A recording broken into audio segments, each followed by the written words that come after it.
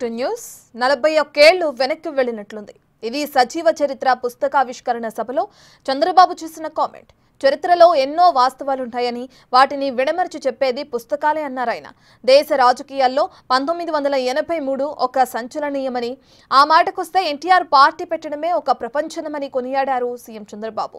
కాంగ్రెస్ ను ఓడించి ఎన్టీఆర్ ఏకపక్షంగా నిలిచారని గత జ్ఞాపకాలు గుర్తు చేసుకున్నారు.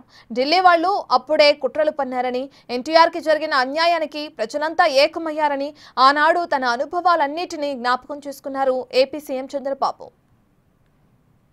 సంవత్సరాల కంటే ముందు సజీవ చరిత్ర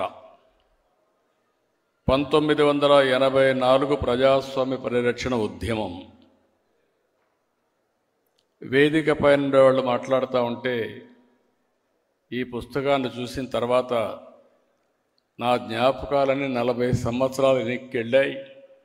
ఆ జ్ఞాపకాలు నెమరు వేసుకునే అవకాశం కల్పించిన మిత్రులకి మనస్ఫూర్తిగా అభినందనలు, శుభాభినందనలు.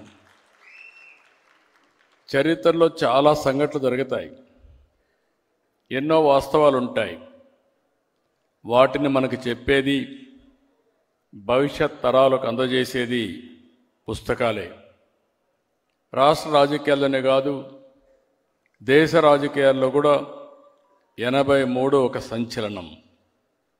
ఒక ప్రాంతీయ పార్టీగా పుట్టి ఒక అరుదైన ముద్ర వేసుకున్న వ్యక్తి, చరిత్ర సృష్టించిన వ్యక్తి, యుగ పురుషుడు నందమూరి తారక రామారావు గారని చెప్పి నేను మీకు తెలియజేస్తున్నా.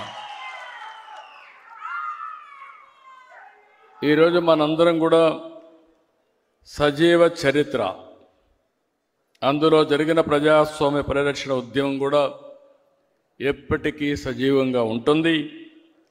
నాడు జరిగింది కేవలం చరిత్ర కాదు, ప్రజాస్వామ్యంలో వర్తమానానికి భవిష్యత్తుకి ఒక సందేశం.